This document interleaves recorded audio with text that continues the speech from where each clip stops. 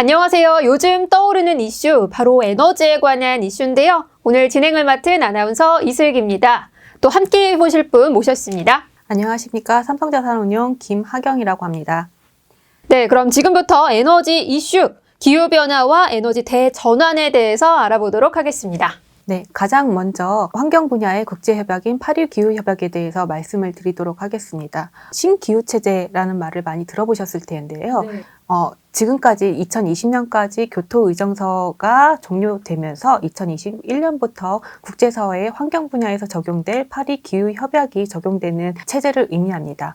교토의정서와 가장 큰 차이점은 교토의정서가 온실가스 감축에 집중을 했다고 하면 파리 기후협약은 지구온도 1.5도씨를 낮추는데 정책, 기술, 환경, 투자 모든 부분을 포괄하는 좀 더 포괄적이고 목적 지향적인 협약이라고 보시면 될 것 같습니다. 각국 정부들은 탄소 제로를 언제까지 달성하겠다라는 기사를 많이 보셨을 건데요. 이게 파리 기후 협약 영향이라고 보시면 될 것 같고요. 우리나라와 유럽 같은 경우는 2050년, 중국도 2060년 이후로는 탄소 제로를 달성하겠다라는 공약을 세워놓고 있습니다. 파리 기후 협약에서 탈퇴했던 미국도 바이든이 당선이 되면서 재가입을 조금 예상을 하고 있습니다. 그렇게 되면 글로벌리 전 세계적으로 좀 더 환경에 더 집중된 국가들의 정책이 나올 거라고 생각을 하고 있고요. 이 협정과 더불어서 그러면 에너지 대전환에 따른 투자 포인트들이 있을 것 같아요. 그렇습니다. 이 파리 기후 협약이 주목이 되면서 에너지 전환, 결국은 화석 연료를 덜 쓰고 그리고 환경 오염이 좀 덜 되는 에너지로 나아가는 데 목적이 있다고 보시면 될 것 같은데요.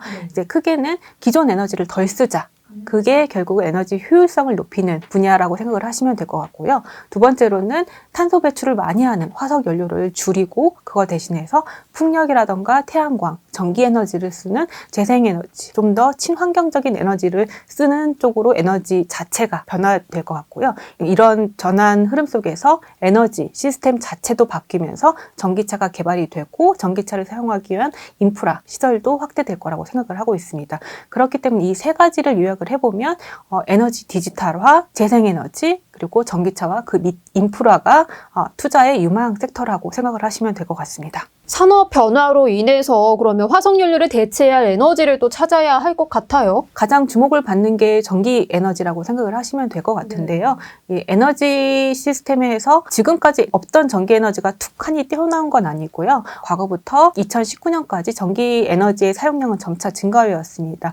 그렇기 때문에 이 전기 에너지의 사용량이 좀 더 늘어날 거라고 생각을 하고 있고, 근데 보다 재생에너지, 좀 더 친환경적인 에너지를 사용하기 위해서는 이 전기 에너지를 만들기 위한 1차 에너지원의 변화도 필요합니다. 지금 이 전기 에너지를 생산하기 위해서는 화석 연료인 석탄과 천연가스를 주로 이용하고 있는데요. 이 분야에서 석탄과 천연가스가 결국은 태양광과 풍력 그리고 수소 에너지로 바뀌어야 하는 것이지요. 또 더불어서 에너지의 사용처를 보면 산업에서 30% 사용하고 있고 운송에서 30%를 사용하고 있습니다. 그래서 에너지를 사용하는 사용단에서도 시스템과 인프라가 바뀌어야 결국 친환경 시스템으로 나아갈 수 있는 큰 축이 마련이 되는데요. 그렇기 때문에 우리 일상생활에서 가장 접하기 쉬운 게 전기 자동차의 등장이라고 생각을 하시면 될 것 같습니다. 이 운송 시스템을 바꾸기 위해서 자동차 분야에서 전기 자동차가 다시 각광을 받고 있는 것이지요. 네, 말씀하신 것처럼 정말 운송 섹터에서는 친환경 자동차 정말 주목해야 할 것 같아요. 저도 굉장히 많이 들었고 앞으로도 이제 뭔가 주식이나 이런 쪽에 관심이 있으신 분들이나 경제 흐름에 조금 관심이 있으신 분들은 항상 친환경 자동차를 얘기를 하더라고요. 그렇습니다. 이 파리 기후 협정에 의해서 환경이 더 주목을 받고 있기 때문에 자동차 섹터에서도 친환경 흐름이 계속 이어져 가고 있는데요. 자동차가 탄소를 배출시키는 부분을 크게 두 가지로 나눌 수가 있습니다. 에너지 사용 단계, 생산 단계. 에너지 사용 단계는 자동차가 굴러가면서 탄소를 얼마나 배출을 시키느냐 단계라고 생각을 하시면 될 것 같은데, 전기차는 기본적으로 차가 굴러가는 동안에는 탄소를 거의 배출시키지 않는다고 보시면 될 것 같습니다. 그래서 전기차라던가 수소차가 주목을 받는 것이고요. 궁극적으로 친환경 에너지가 더 보급화가 되고 상용화가 되기 위해서는 에너지 생산 단계에서도 친환경 에너지로 전기 에너지를 생산을 해서 전기차를 돌려야만 궁극적으로 친환경 에너지를 100% 사용하는 거라고 생각을 하시면 될 것 같고, 그렇기 때문에 지금은 단순히 전기차가 상용화되고 있고 널리 퍼지지만 이거에 발맞추어서 점차적으로 전기를 생산하는 생산하는 에너지원에 대해서도 앞에서 말씀드렸던 풍력이라던가 태양광, 그리고 수소 같은 친환경 재생에너지들이 사용될 거라고 생각을 하고 있습니다. 이렇게 친환경 자동차가 각광을 받고 있지만 그래도 내연 기관차 우리가 때려야 뗄 수 없잖아요. 둘을 비교해 본다면 어떻게 비교할 수 있을까요? 친환경차와 내연기관차의 소비자 입장에서 생각을 해보면 가장 중요한 게 경제성입니다. 아무리 뭐 환경적으로 좋다고 하더라도 운행하는 데라던가 구입하는 데 비용이 많이 들게 되면 구입하기도 힘들 뿐만 아니라 유지하기도 조금 쉽지 않기 때문이죠. 근데 전기차 같은 경우는 이제 인프라도 굉장히 잘 갖춰져 있고요. 통계적으로 국내에서 전기차 충전소는 전기차 2대당 1대의 충전소가 있을 정도로 인프라는 굉장히 잘 갖춰져 있다고 생각을 하시면 될 것 같고요.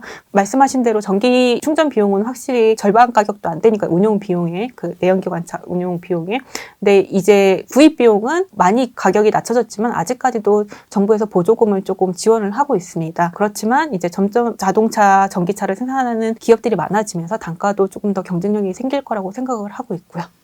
네, 잘 들었습니다. 굉장히 유익한 내용들 참 많았는데요. 다음 시간에도 알찬 정보들 가져와 주실 거죠? 네, 이어서 에너지 대전환에 대해서 계속 설명을 드리는 시간 갖겠습니다. 네, 그럼 다음 시간에 뵙도록 하겠습니다. 고맙습니다. 감사합니다. 전기에너지 수요 증가세를 보인다라는 얘기를 들었어요. 네, 그렇습니다. 전기에너지가 최근 전체 에너지의 한 19%까지 증가했습니다. 그럼에도 불구하고 관련 비중은 더 늘어날 거라고 생각을 하고 있고요. 삼성 자산운용 유튜브 구독 좋아요, 알림 설정까지 부탁드립니다.